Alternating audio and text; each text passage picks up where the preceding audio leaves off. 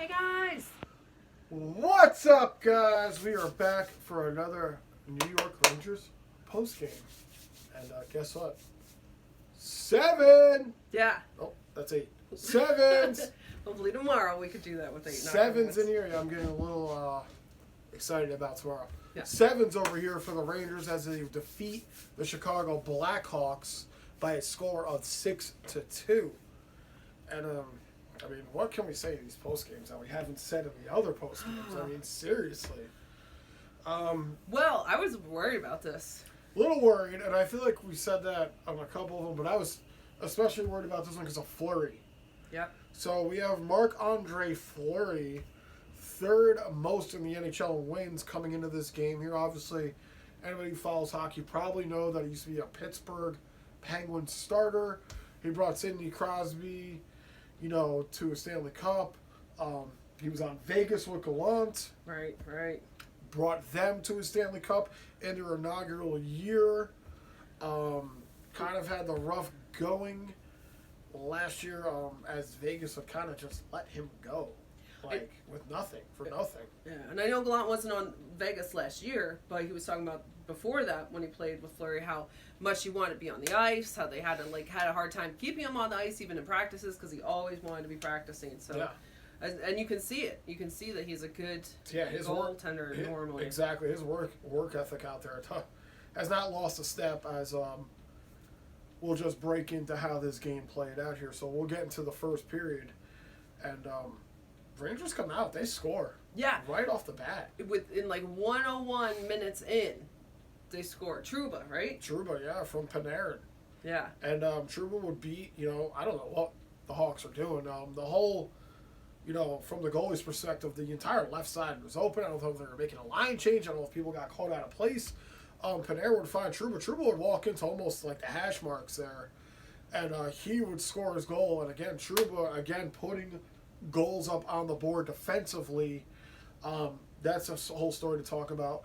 But unfortunately for Trouba, the story that's going to overshadow that is Panarin with his 500th career point. In the team that got rid of him, right. The team he started out with, on the Chicago Blackhawks. Really showing that they should have kept him.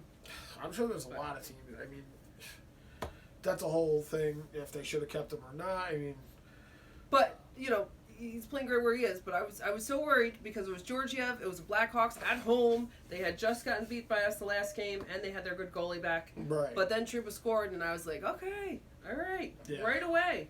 But 43 seconds later, lo and behold, the Blackhawks would tie the game. Yeah. I forgot who got the goal. It was Gustafsson. It was Gustafsson off a point shot, and I think Nemeth tried to block it. Patrick Nemeth stuck his hand out, and I think it might have bounced off his glove. And because it was literally at the blue line where Gustafsson shot this.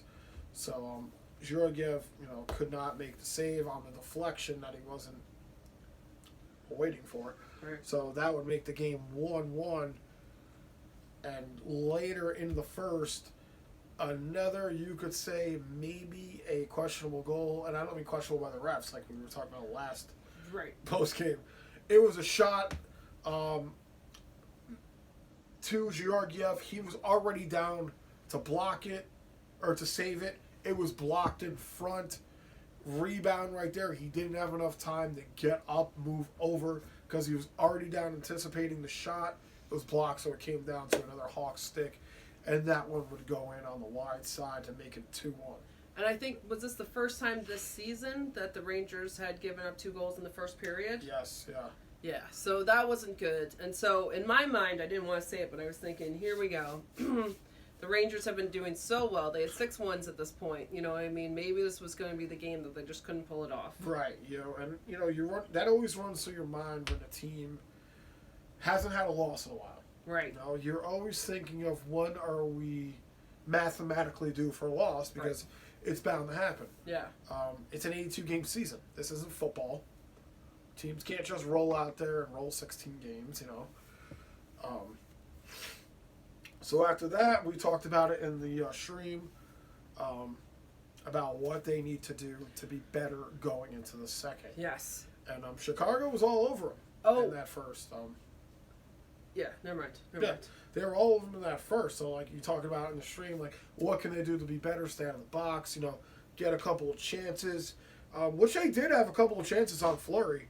I'm not going to lie. And Georgiev made that a close game. I think Georgiev's best work was in that first period. Yeah. Because that easily could have been like a 4-1 period for the Hawks.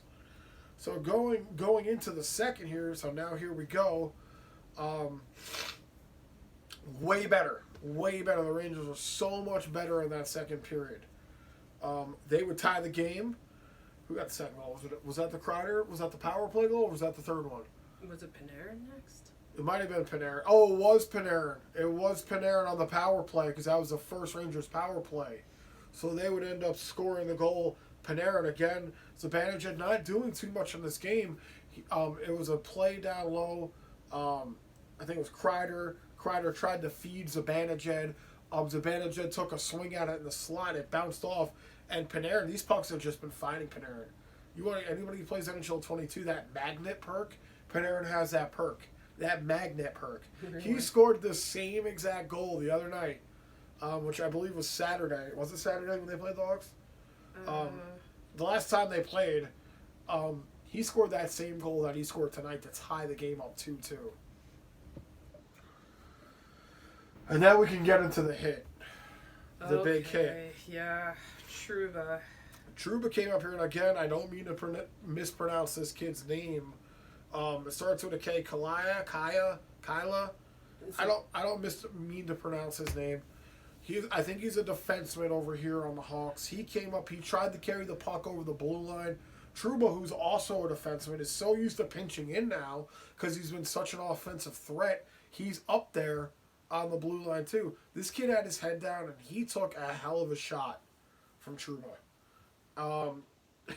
The game had to be stopped.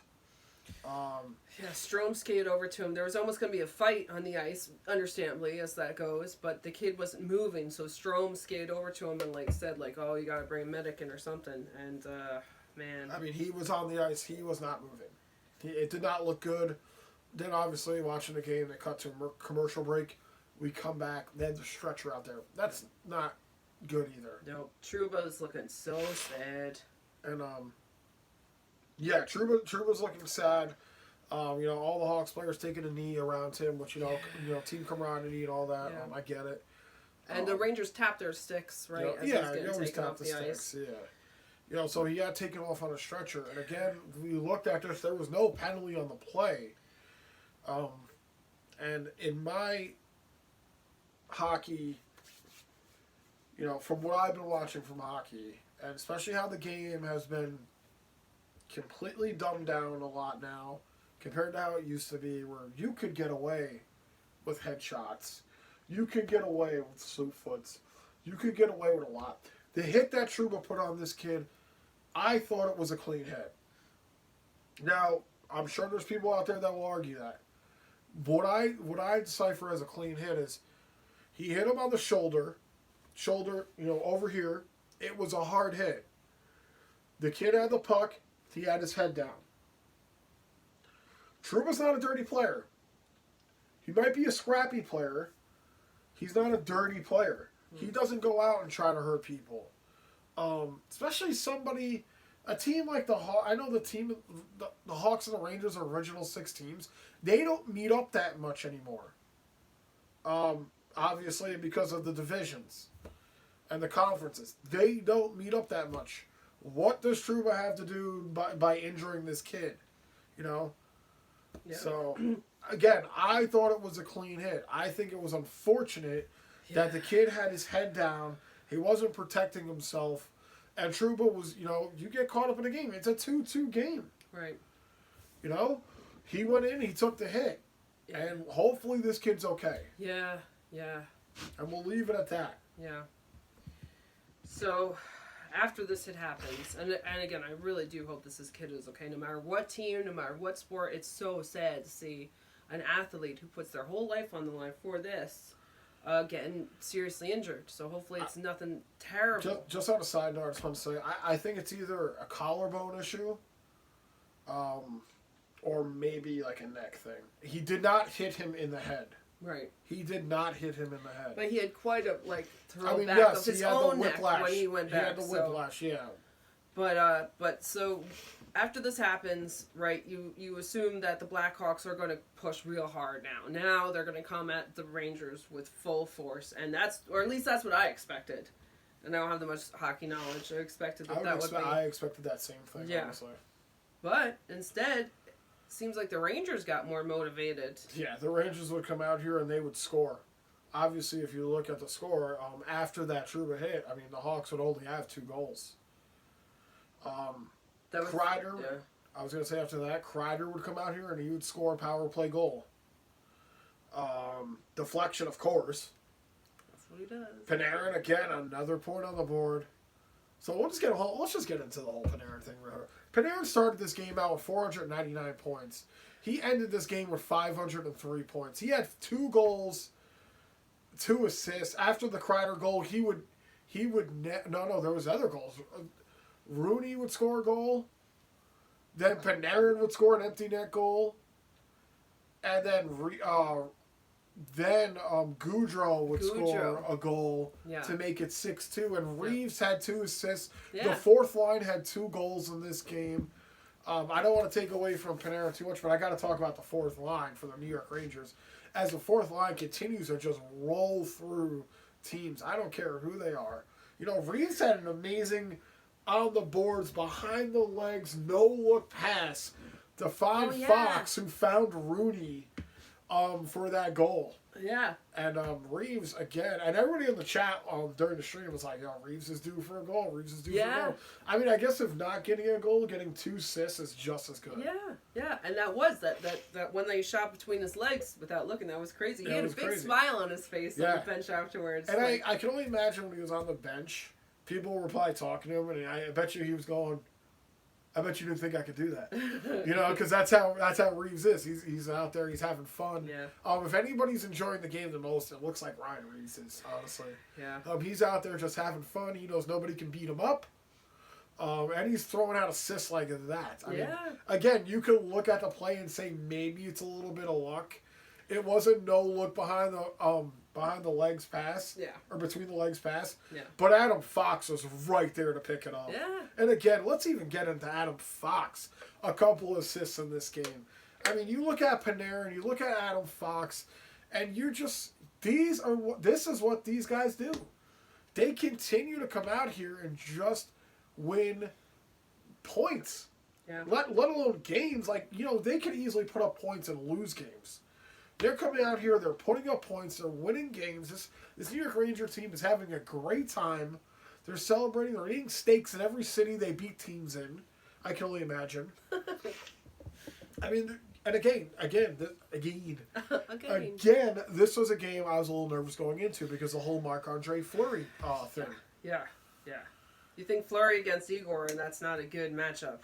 But, man, Igor really proved it. No. Georgiev. Georgiev was in that. Oh, I said Igor. Sorry. It's such a habit to say Igor. No, that's you feel okay with Fleury. And Igor. Right. Fleury and Georgiev, it's like, uh-oh. And he really proved himself. And I think this was a big confidence booster for him, which is really important. Absolutely. Yeah. Like we were talking about at the end of the stream, Georgiev, you know, you got Georgiev against a third best in the NHL wins. You know, a former Hall of Famer here in Marc-Andre Fleury. So, and the Raiders looked discombobulated in the first period. They really did.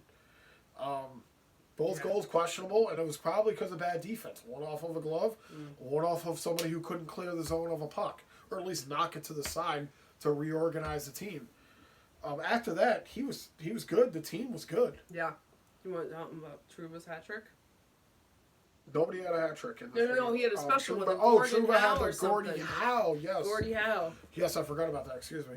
So, yeah, Trouba had an assist. He had to fight because after the hit, he hit Slavin after that because Trouba kept hitting people.